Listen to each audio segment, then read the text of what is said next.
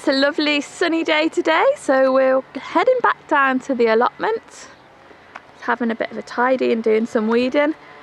Our plot is right down at the bottom.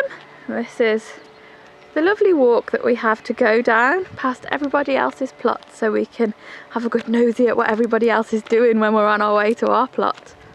We appear to have some potatoes poking through. So there's one here, and then there's two a bit further down. I guess we'll have to look at like earthing these up now. I'm surprised, look how dry this soil is, that anything has grown here. The courgettes are coming through.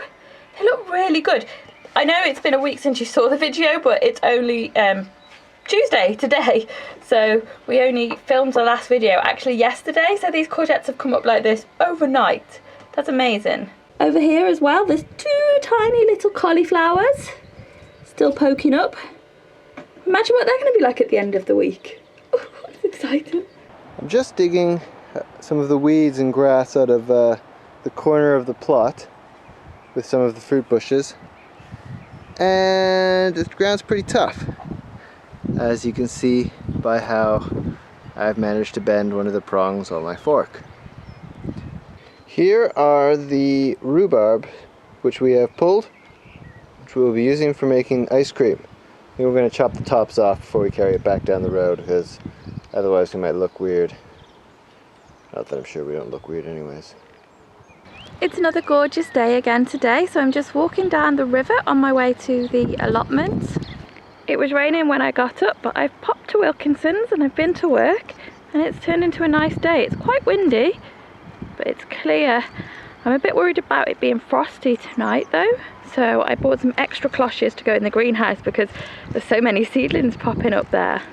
It's very exciting times down in the greenhouse at the moment. So this is sweet corn, which is just starting to pop up, and there's another one there. The labels haven't fared very well that I did with the label maker. They went brown almost immediately because it's not actually ink in the label maker, it like heat presses them, so just being in the sun turned the paper brown. But since they've got a bit wet, they're pretty much faded off now. Some of them, like this one, you can't really see at all. I think I needed to use the plastic tape rather than the paper one, so I'll know for next time. But I think I'm just going to write them on for the rest of the year with a Sharpie.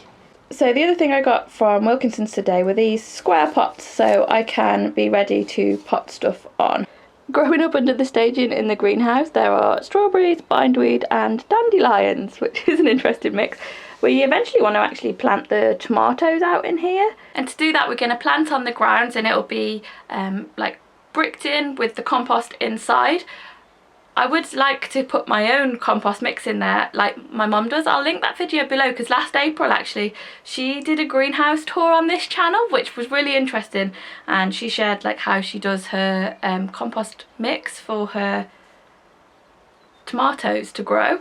I don't think we're gonna have the stuff to do that this year, but we'll get the bricking and everything in, and we may have to use a grow bag.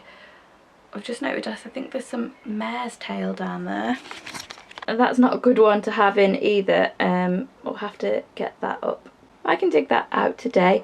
And then in this trough here, although I did want to put the lettuce in it, I still haven't actually sown them yet, so I'm gonna get on and do that now, I think. This area here between the greenhouse and the shed, we want to put wood chippings down over it, and we'd quite like to get that done this weekend because it's the long bank holiday weekend. So while I was at Wilkinson's, I was looking at their bags of bark, and in Wilkinson's they're £3.75 for 50 litres, which is quite a good price, but on their website they're only £3 a bag. So it's only Wednesday today. I think I've got time to order some, and it should arrive before the weekend, because you know, saving 75p a bag is definitely worth it. So I'm going to order those separately, and after that disaster with the fork yesterday, I'm going to order a big sturdy fork for digging as well, because the ground is just so hard.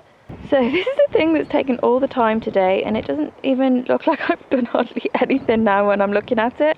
You can probably see it a bit better if we look a bit further down the row though. So down here is all bindweed and couch grass, and it's really difficult to get out because it's all through the roots of the raspberries. And I've only gone down really as deep as the fork is, so I'll probably need to do it again and go deeper. But hopefully it'll be easier now to spot as well when the bindweed starts coming up. I've also today weeded the saffron, I definitely think the slugs have been at it.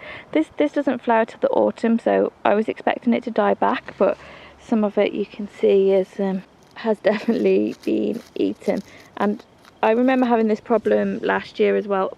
When the grass is coming through, it looks really similar to the saffron, so it's good to let the grass grow a little bit so you can make sure you're definitely getting the grass and not the saffron out. So it's bank holiday weekend, it's quite wet, which is really good for the plot. Hopefully I'll be able to actually get the fork into the soil now. The bark hasn't arrived, excuse me, so I don't think we'll be doing that project this weekend, and we're probably not going to be down here all that much because it is quite wet.